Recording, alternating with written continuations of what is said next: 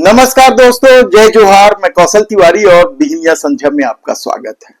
वैसे तो ईश्वर ने छत्तीसगढ़ को भरपूर नवाजा है धन धान्य से, खनिज संपदा से, सब तरफ से, लेकिन जोगी ने जब कहा था कि अमीर धरती के गरीब लोग, तब भारतीय जनता पार्टी के लोग मजाक उड़ाने से नहीं कतराते थे। लेकिन अब इसी धरती को बेच बेच कर छत्तीसगढ़ी और छत्तीसगढ़िया के शोषण की नई नई इबारत दिखी जा रही है। आज ये मुद्दा हम इसलिए उठा रहे हैं क्योंकि कल ही छत्तीसगढ़ के 3 और खदानों को नीलाम कर दिया गया, कोयला खदानों को, जिसमें कोरबा जिले के 2 खदान हैं तो रायगढ़ जिले के 1 खदान है। ये खदान कौन कौन है और इसका क्या प्रभाव पड़ेगा ये बताएं, उससे पहले हम बता देते हैं कि इस मामले को लेकर अब छत्तीसगढ़ के 2 बड़े कांग्रेस के नेताओं ने भारतीय जनता पार्टी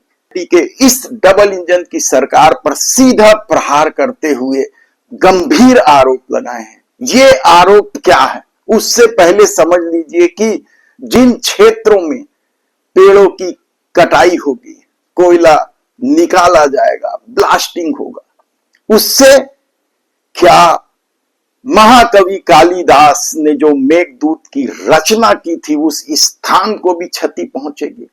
क्या रामगढ़ के उस पहाड़ी को भी नष्ट कर दिया जाएगा जो लोगों के आस्था का प्रतीक है? वहां भव्य राम जी का मंदिर है। ये बड़ा सवाल है। आप सोचिए कि किस तरीके से आरएसएस संस्कृति की दुहाई देती है और उसकी अनुसांगिक संगठन भारतीय जनता पार्टी की सरकार किस तरीके से छत्तीसगढ़ की संस्कृति को नष्ट करने में लगी है।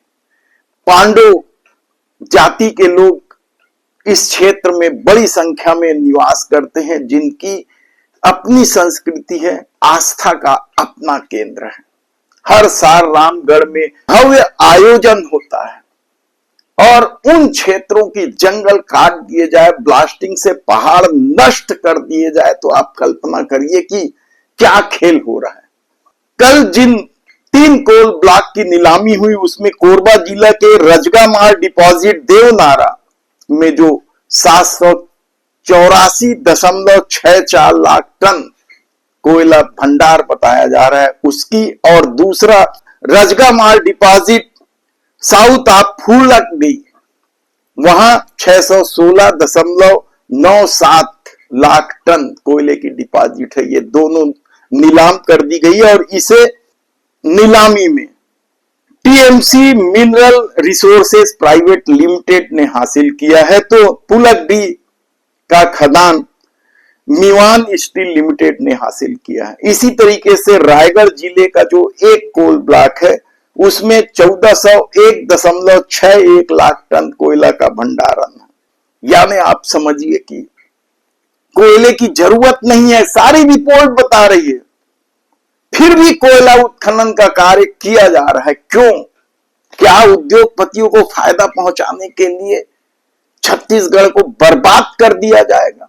अडानी को लेकर कितने ही सवाल है हसदेव में कि किस तरीके से पिछले दरवाजे अडानी की एंट्री हुई है छत्तीसगढ़ में। समझौता होता है राजस्थान बिजली विभाग से और राजस्थान बिजली विभाग अडानी को काम सौंप देता है पेड़ों की कटाई का। इसी तरीके से समझौता किया जाता है महाराष्ट्र बिजली विभाग से और महाराष्ट्र बिजली विभाग अडानी को काम दे देती है। यानी पिछले दरवाजे से अडानी को फायदा पहुंचाने के इस खेल के अपने फार्मूले हैं। हमने समय समय पर आपको विस्तृत खबर दी है कि क्या खेल है। और सबसे आश्चर्य की बात तो यह है कि यदि कोयले की जरूरत ही नहीं है, पर्याप्त कोयला उत्पादन हो रहा है, जो खदान चालू है, तो फिर नए खदान चालू करने की जरूरत ही क्या? आने वाले दिनों में तो दूसरे सिस्टम से पावर उत्पन्न होने की बात की जा रही, ऊर्जा उत्पन्न होने की बात की जा रही है और इनके पेड़ों के कोई हिसाब किताब नहीं है। मध्य भारत का फेफड़ा कहलाता है हसदेव, और यदि यह खराब हुआ तो यकीन मानिए कि छत्तीसगढ़ ही नहीं पूरा मध्य भारत बर्बाद हो जाएगा। लेकिन सरकार को सिर्फ पूंजी से मतलब है। ऐसे में छत्तीसगढ़ के पूर्व मुख्यमंत्री भूपेश बघेल ने इस मामले को लेकर सरकार को घेरते हुए कहा कि एक पेड़ मां के नाम की क्यों नौटंकी की जा रही है, और अब वे इस आंदोलन को जन आंदोलन बनाएंगे। और इसी तरह की बात करते हुए कांग्रेस के एक और बड़े नेता टीएस बाबा ने क्या कहा, पहले सुन लीजिए।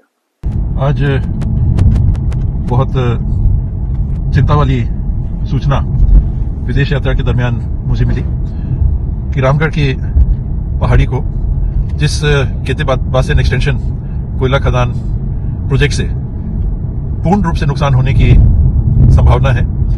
पुराने भी ये देखा गया कि जब ब्लास्टिंग हो रही थी तो ग्रामीण लोगों ने बताया था कि चट्टानें गिरी हैं, दरारें आई हैं, और आज बरोगिया से गूगल से कोई भी नाप सकते हैं, कोई भी देख सकते हैं कि 7.5 किलोमीटर से ज्यादा की दूरी नहीं है रामगढ़ के खदान को, रामगढ़ पहाड़ को खदान से, और उसे 11 किलोमीटर बता के 10 किलोमीटर की परिधि से बाहर करने की एक कुचक्र को प्रारंभ करने की बात सुनने में आई है। ये पूरी तरह से आपत्तिजनक है। जहां गांव वालों को आपत्ति ना हो वहां देश में कोयला की संपदा का अगर इस्तेमाल होता है तो एक अलग बात है, लेकिन गांव वालों की सहमति के बिना और पुरातन काल के पुरातात्विक महत्व के सीता बेंगरा को नुकसान पहुंचाने की तरफ कदम बढ़ाना, ये बहुत ही नासमझी और असंवेदनशीलता का विषय है, और चुनिंदा उद्योगपतियों को लाभ पहुंचाने की मंशा के अतिरिक्त इसमें और कोई बात नहीं दिखती। पर्याप्त खदानें हैं, पर्याप्त कोयला उन खदानों से उपलब्ध है राजस्थान के विद्युत उपघरों के लिए, उपक्रमों के लिए, देश के अन्य उपक्रमों के लिए। ऐसे संवेदनशील क्षेत्र में जहां 5000 साल से भी अधिक पुराने चित्र गुफाओं में बने हुए हैं, यानी ये 10,000 साल पुराने भी माना जा सकता है, कम से कम 10,000 साल पुराने भी इन चित्रों को माना जा सकता है, उनको खतरा होगा। रामगढ़ की पहाड़ी पे राम जी, सीता जी, लक्ष्मण जी की प्रतिमा स्थापित है, मंदिर बना हुआ है। प्रत्येक वर्ष रामनवमी के अवसर पर, नवमी के अवसर पर लाखों की संख्या में लोग आते हैं, और नवमी के अतिरिक्त भी साल भर लोगों की आस्था का ये बड़ा केंद्र है। स्थानीय आदिवासी समाज भी, स्थानीय समाज भी, और विशेष करके पंडो जनजाति के हमारे भाई, हमारी बहनें, उनके एक विशेषतम आस्था का ये केंद्र है। और इन सारी बातों को दरकिनार करके सुनने में आया है कि वन विभाग अनुमति देने पे या तो सहमति दे चुका है या देने वाला है। मेरी ये अपील रहेगी फिलहाल विशेष करके माननीय मुख्यमंत्री जी से, वन मंत्री जी से, तत्काल इस कार्रवाई को रोकें। अगर आपको मेरी बात पे विश्वास ना हो, गूगल देख के आप खुद पता कर सकते हैं, उसके बाद भी आपको लगता है कि और सर्वे की आवश्यकता है तो ASI के माध्यम से सर्वे करा लें और आप देख लें कि कितनी दूरी पे है वो खदान रामगढ़ की इन पुरातात्विक महत्व के स्थानों से, सीता बेंगरा से, नाट्यशाला से। मैं इतना ही कहूंगा कि जल्दबाजी में चुनिंदा लोगों को लाभ पहुंचाने की नियत से ऐसे कदम उठाने से चेतना चाहिए। ये इसको तत्काल मुख्यमंत्री जी, वन मंत्री जी से मेरी अपील है कि इसको रोकना चाहिए, और अगर सरकार नहीं ही सुनेगी तो शांतिप्रिय तरीके से नागरिकों के साथ जिस हद तक पहल की जा सकेगी, हम लोग अडिग हैं, हम लोग उसके लिए पहल करेंगे। यानी समझिए आप कि किस तरीके से बर्बाद किया जा रहा है छत्तीसगढ़ की संस्कृति, किस तरीके से बर्बाद किया जा रहा है छत्तीसगढ़ के जंगलों का, किस तरीके से दोहन हो रहा है छत्तीसगढ़ का। और इसका गिना तो देते हैं फायदा कि इससे छत्तीसगढ़ के लोगों को नौकरी मिलेगी, रोजगार मिलेगा, वगैरह वगैरह कई तरह के फायदे गिना दिए जाते हैं। और यदि सरकार ये फायदा गिनाती है तो उसे अब तक जिन खदानों को चालू किया गया है, जहां काम चल रहा है, वहां क्या रोजगार की स्थिति है, किस तरीके से छत्तीसगढ़ के लोग मजदूर भी नहीं बनाए जाते हैं, मजदूर तक दूसरे प्रांतों से लाए जाते हैं। ऐसी परिस्थिति में अब जब महाकवि कालिदास ने जिस मेघदूत महाकाव्य की रचना की थी वह क्षेत्र बर्बादी के कगार पर खड़ा हो गया है, उसके अस्तित्व पर सवाल उठने लगे। रामगढ़ की पहाड़ी किस तरीके से इस पूरे क्षेत्र में पूरा तत्व विभाग की नजर है, ग्राम सभा की अनुमति नहीं ली जाती, छठी अनुसूची का लगातार उल्लंघन किया जा रहा है, तब क्या होगा? क्या टीएस बाबा ने जो निवेदन किया है, आग्रह किया है सरकार के मुखिया विष्णुदेव साय से और वन मंत्री केदार कश्यप से क्या उनका यह निवेदन सुना जाएगा?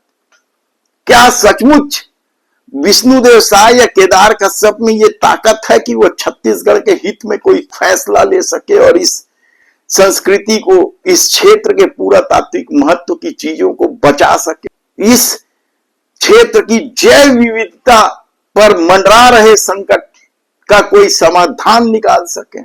देखना होगा। धन्यवाद।